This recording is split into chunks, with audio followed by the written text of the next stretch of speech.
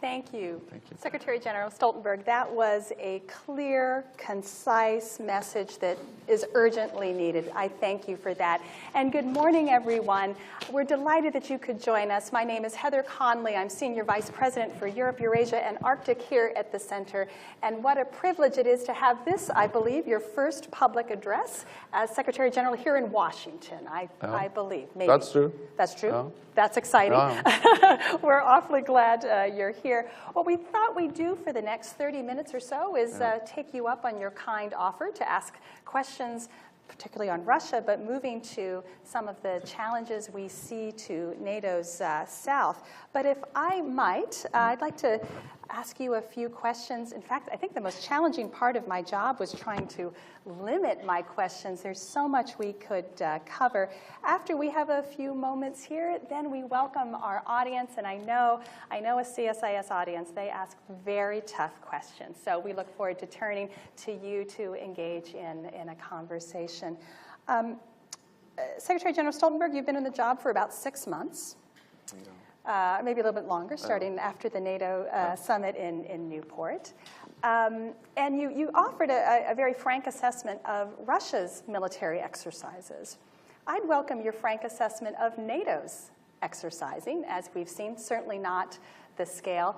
But could you offer some reflections on how NATO has been exercising? We haven't done this type of collective defense in quite a long time. What are your reflections? What are you seeing as you're hearing the reports back from our exercises? Every nation has the right to exercise its forces. That goes for NATO allies, and of course also for Russia. So my point is not to argue against exercises. If you have forces, you have to exercise them. That's obvious. The challenge is that Russia is conducting the exercises in ways which are undermining transparency and predictability, and especially the SNAP exercises. Because as I stated in my speech, they have used these SNAP exercises as a disguise for annexing part of another country, annexing Crimea. And they have used SNAP exercises as a way to mass troops on the borders of Ukraine, and also to send troops into eastern Ukraine to support the separatists. So they're actually using the SNAP exercises as a way to disguise aggressive actions. And by doing so, and also by having all these exercises without notification, without any warning, they are decreasing predictability and increasing uncertainty. And that's exactly the opposite of what the intentions of the Vienna document, the Open Skies agreements, and all the other agreements we have, which are aiming at creating transparency, predictability, so we avoid misunderstandings, we avoid that incidents, accidents, spirals out of control. And that's the reason why we are, from the NATO side, transparent, predictable. So you can go on the website of NATO and you can find a list of our next exercises and invite international observers to be there, just to make sure that they are transparent and open. We do more exercises because that's part of our response to the aggressive actions of Russia in Ukraine. And we will do even more exercises as part of the reinforcement of our collective defense. But we will do it in a transparent and predictable way to avoid that exercises are creating problems in themselves. 2 follow-up questions. Is it best to return Russia to the documents that they've signed, whether that's Open Skies, CFE, or do we need something new? Some have suggested that we need a code of conduct immediately to try to get to this notification of exercises. We're increasingly concerned that Russian military aircraft have turned off transponders as they're flying into quite crowded civilian airspace over northern Europe. How do we meet this immediate challenge? Do we need something now as a placeholder, as a code of conduct in the immediate future? An immediate step will be just to implement the agreements we already have. That's what I say, a very straightforward thing to do, and to fully respect Vienna documents and other documents we have related to exercises, military activity. Then, of course, we will always be open for looking into how we can develop these kind of agreements and documents. These are not NATO agreements. This is within the framework of the OSCE. But of course, all allies are taking part in these agreements in different ways. We have had a special focus on risks connected to increased air activity. Russia has increased its air activity by around 50%. That's also one of the reasons why we have increased air policing from the NATO side. We're intercepting many more Russian flights now than just a few years ago. The European Aviation Security Agency, I think that's the correct name, at least the European agency, provided a report recently addressing the challenges related to the increased air activity, military air activity, and also the large number of flights of planes without the transponders. And there actually NATO was commended for the way we are doing and conducting our military flights. And it was stated that military flights without transponders poses a risk to civilian air traffic. So to turn on transponders and to do military flights in due regard to civilian air traffic is also something which can be done immediately.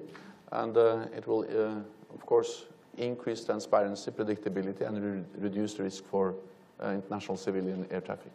Secretary General, you painted a very stark picture of Russia's increasingly aggressive posture, the question of the nuclear issue. At last September's Newport summit, there was a series of actions that NATO has taken, Readiness Action Plan. You mentioned the Very High Readiness Task Force and a variety of other issues. As we look forward to next year's Warsaw Summit in July, you mentioned we're in this for the long haul. Do you see that summit as one that just checks the implementation of what happened at Newport, or do you see it moving into the long haul, a long-term strategic posture for NATO? We hosted Polish Defense Minister Szymoniak here last week, and he argued for a Warsaw Initiative for strategic adaptation, a long-term permanent presence in NATO's east. What are your thoughts as you look towards a year in advance of the next NATO summit? So we are facing a fundamentally changed security environment, and therefore we have to adapt to this fundamentally new environment. And therefore the adaptation has to also be big and fundamental. And therefore I very much believe that what we are going to do in Warsaw is to chart a way forward in this adaptation of NATO, both when it comes to military adaptation, political adaptation, and institutional adaptation. And that's partly about increasing our collective defense. We are already doing that. We have to do more. But also, of course, addressing other elements, for instance, cyber, the importance of intelligence, hybrid warfare, and many other elements where we have to do more and develop new capabilities and adapt.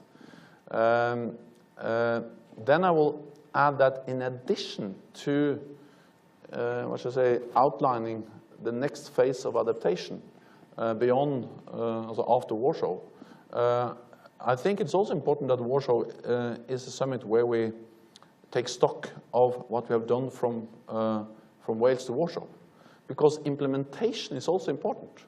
I have been a politician for decades, and I'm sorry to admit, but many politicians make many decisions and adopt many plans, but they're not always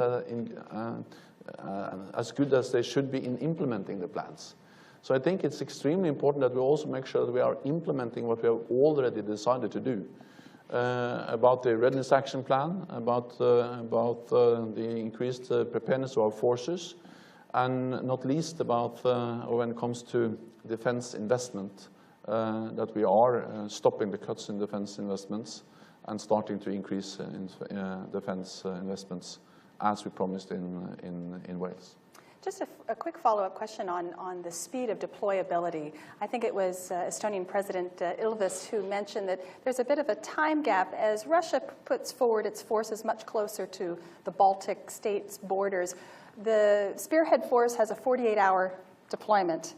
You know, it could be something of a much faster speed, potentially, using hybrid tactics. Are you concerned about timing and how fast NATO can deploy in case, worst case scenario, that it needed to respond to a border crossing? So preparedness and readiness is key, and that's the reason why we have increased preparedness and readiness. I also welcome what the Baltic countries are doing themselves. Yes.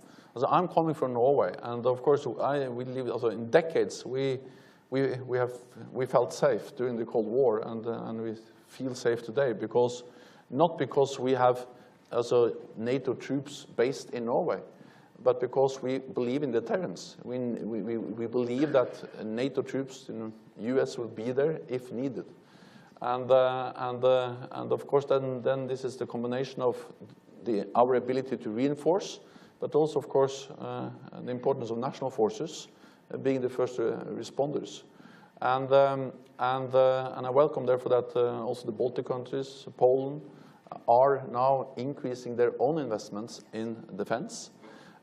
We will establish a persistent presence in the way that we will establish the NATO command units in the 6 eastern allied countries, the 3 Baltic countries, Poland, Romania, and Bulgaria. And that is something new. I think it's important.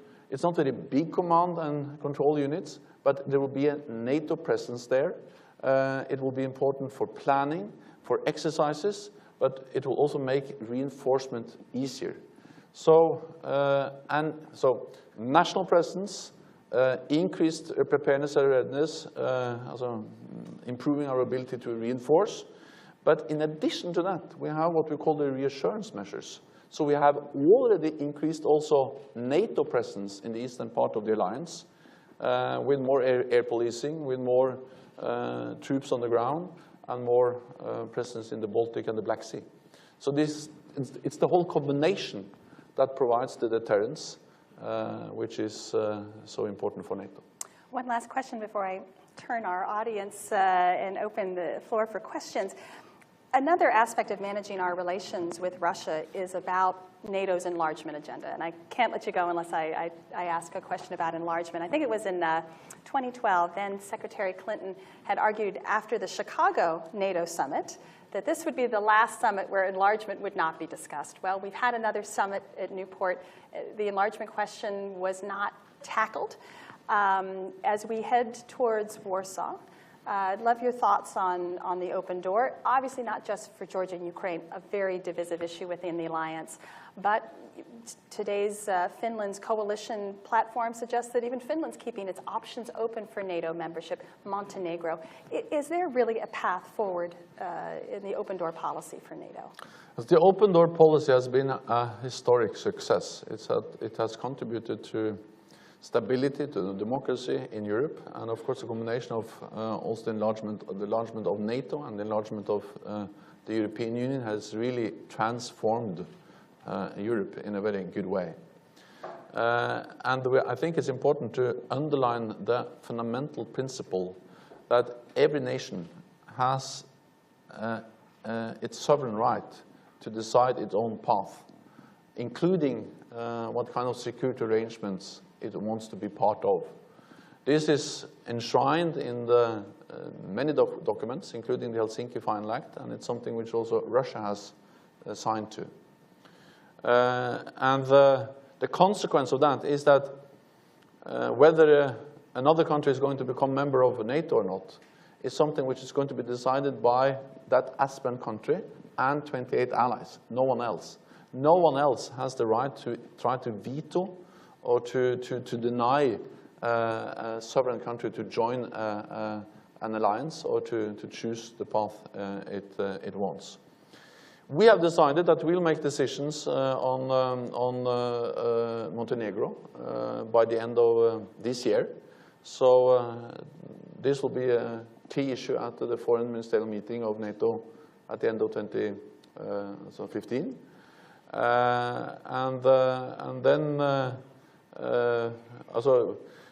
I'm reluctant to speculate about the Swedes and the Finns. They are neighbors of Norway, and if I say anything about that, I think it will only create, what I say, it will not contribute in any positive way. So, Okay. they have to decide whether they apply, and then we will assess any application from them in the exact way, same way as we assess any other application. Thank you, Secretary General. Okay, you've been warmed up. We're ready to unleash the audience. We have about 15 minutes. If it's okay, can we bundle a few questions, and perhaps that will be most efficient. If you could please identify yourself and your affiliation. We have microphones passing around. Sometimes you have to speak very directly into those microphones. It can be a little hard to hear. And so why don't we start in the back? I see a question way in the back there. Just wait for that microphone, please. Thank you.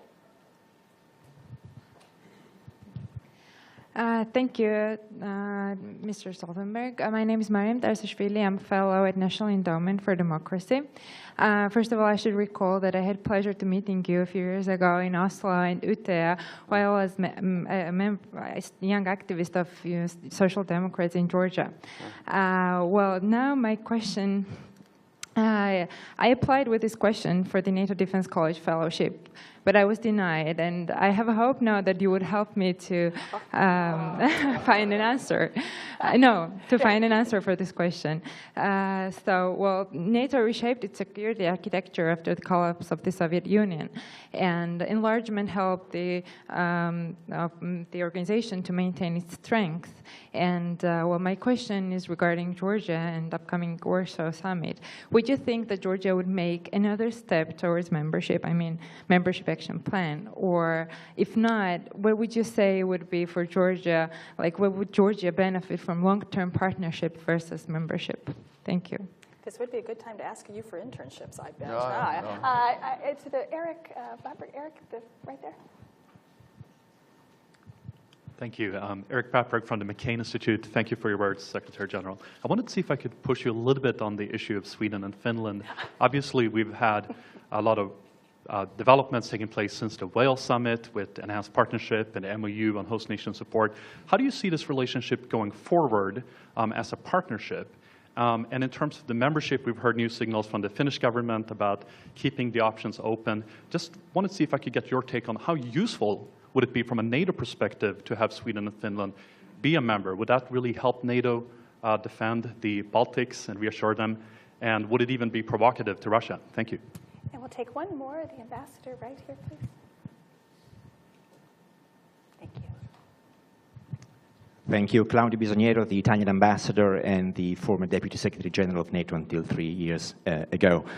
Italy is very proud of providing air policing to the Baltic states as we speak. We are one of those 7 nations that will be one of the lead nations for the Rapid Reaction Force, and we are actively contributing to the Estonian Cyber Center in Estonia. At the same time, you did mention the complex challenges emanating from the south. I would be interested in you elaborating on that, and also what the NATO role could be in those challenges. Thank you. We took you up on your kind offer of asking you some questions on the south. So Georgia, Sweden, Finland, and the complexities of the south. Yeah.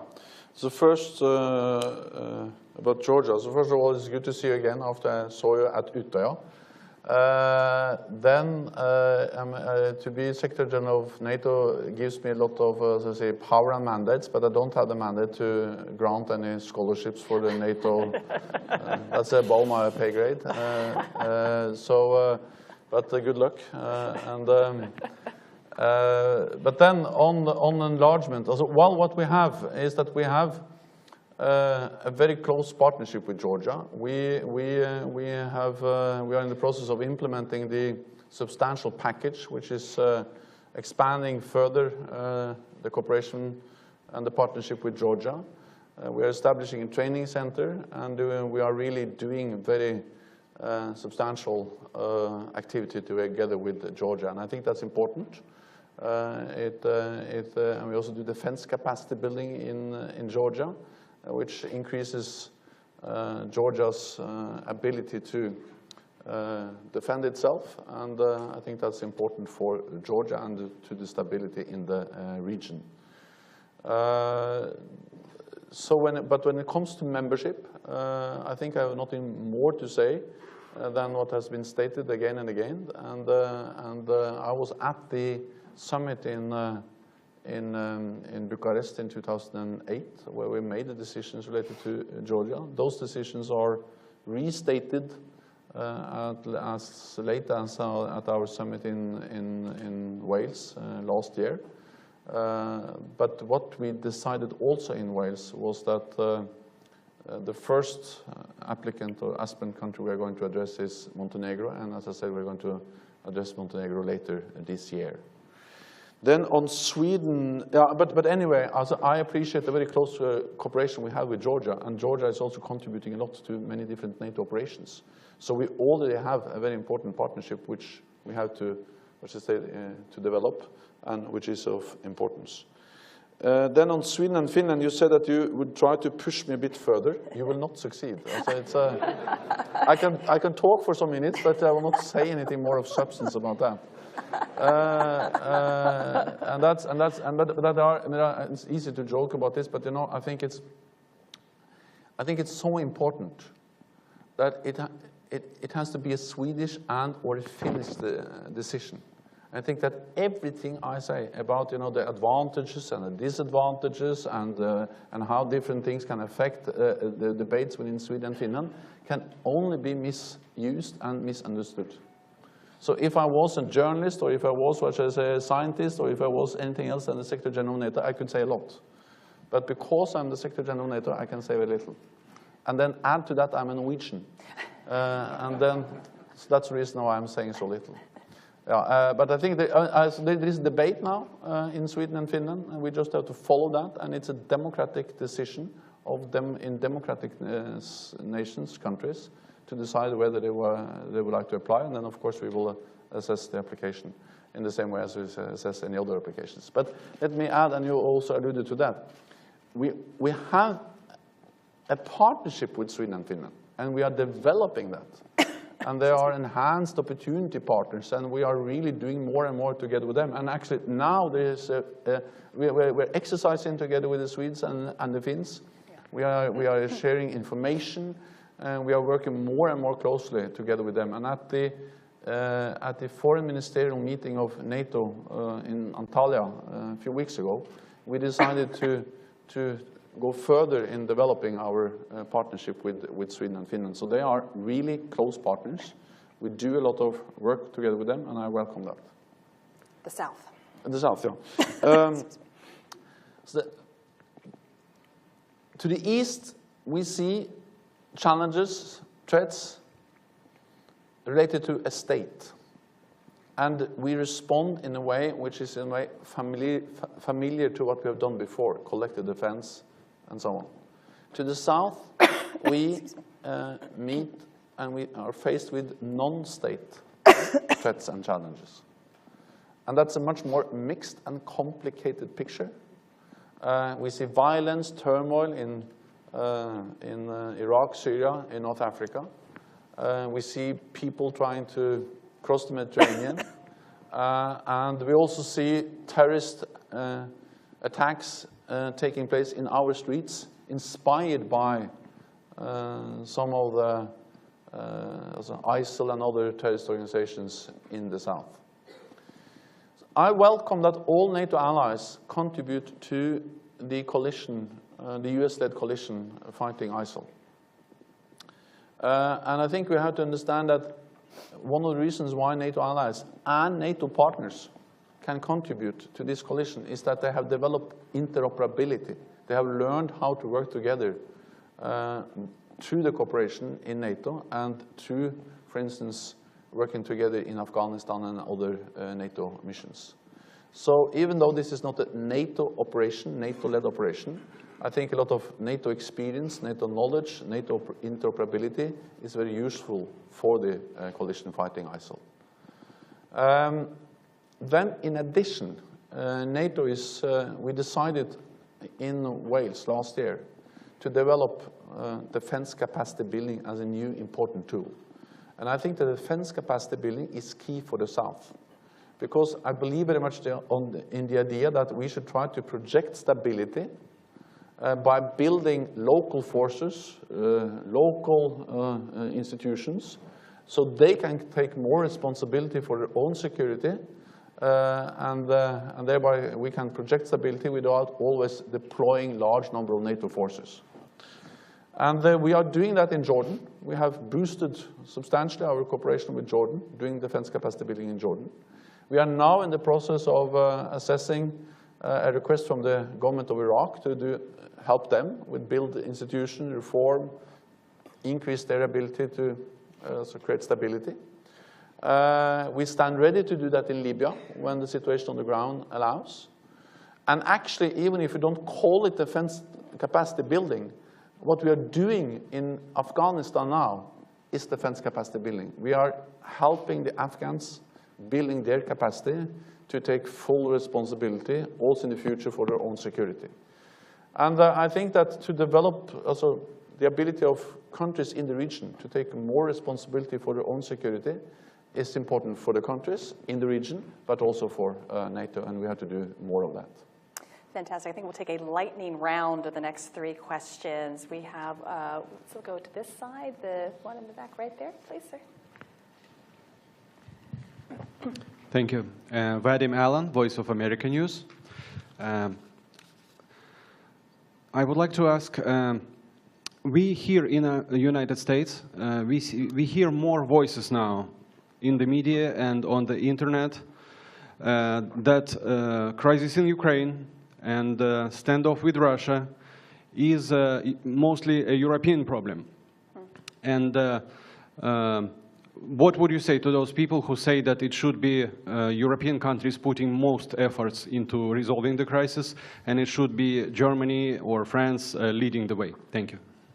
Thank you. Can we take one more? I see one in the back in the corner, please.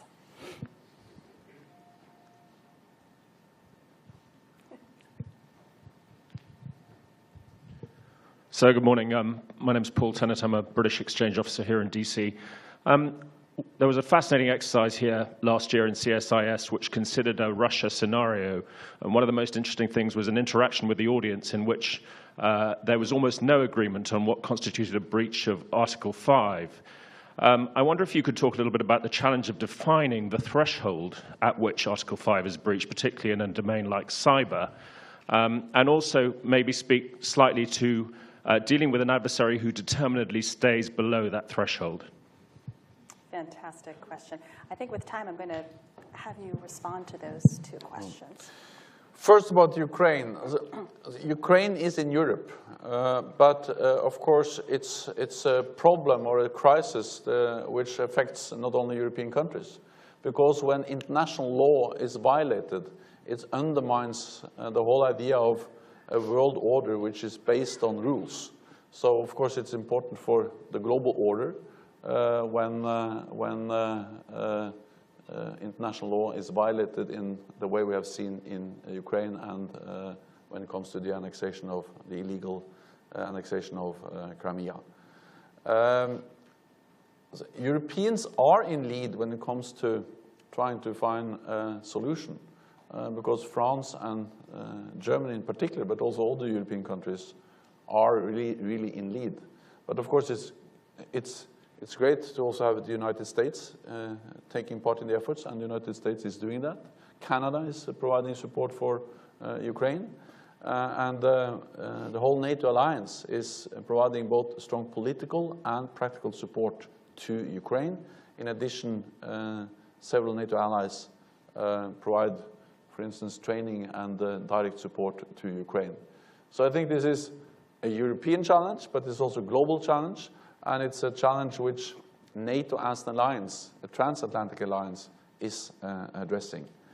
Then when it comes to Article 5, the important thing is that NATO stands ready to protect and defend all allies against any threat. And when it comes to, for instance, cyber, I think the important thing we did so last year was to decide that also a cyber attack can trigger Article 5, collective defense, because we regard cyber as potentially as dangerous as a conventional attack, and therefore we are developing our capabilities to respond. partly to detect who is behind.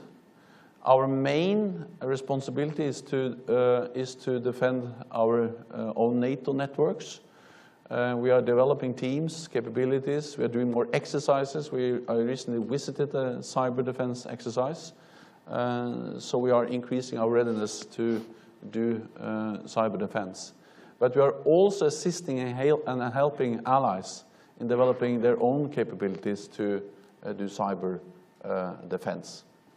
And as always, every situation, every attack is unique.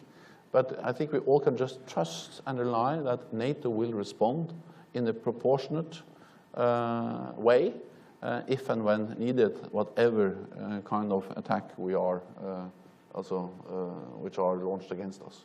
I think the one thing we learned from that particular simulation that we did here was that political leaders need to exercise how they make those decisions when they are below threshold levels. It actually has to be practiced and understood because attribution will never be perfect. And when political will is perhaps not there, it's really leaders sitting around the table exploring, well, what would that mean? What would we need? What is the intelligence required? And I think that is one area where we see NATO's political leadership could gain some value in practicing how that decision-making process works. So first of all, I very much believe in exercises. Second, I believe in the importance of exercising also political leaders. Yeah. Third, I think we have to trust political leaders because we have elected them. Related to that, I think, is that we have never in NATO said that if X happens, then Y will be our response. So at some stage, you have to prepare your strategies, your planning, you have to exercise, you have to imagine different scenarios. But at the end, it will be a decision taken by political leaders how to respond. Therefore, we need the capabilities, we need the capacity to respond, we need to exercise, and we have to understand that cyber is also a real threat. But to have we can never have a specific list exactly how we are going to respond to every possible and impossible threat, because it's the world and the future is too complex. So as long as we have the capacities, the capabilities, and we have exercised it, then we have to trust that our political leaders are able to take the right decisions, even when we have lost elections. Well, and that is a very positive note to end on. Secretary General Stoltenberg, thank you so much for your clarity of message, and we look forward to watching how NATO evolves in the next year on the road to our next summit in Warsaw in July of next year. Please join me in thanking Secretary General Stoltenberg.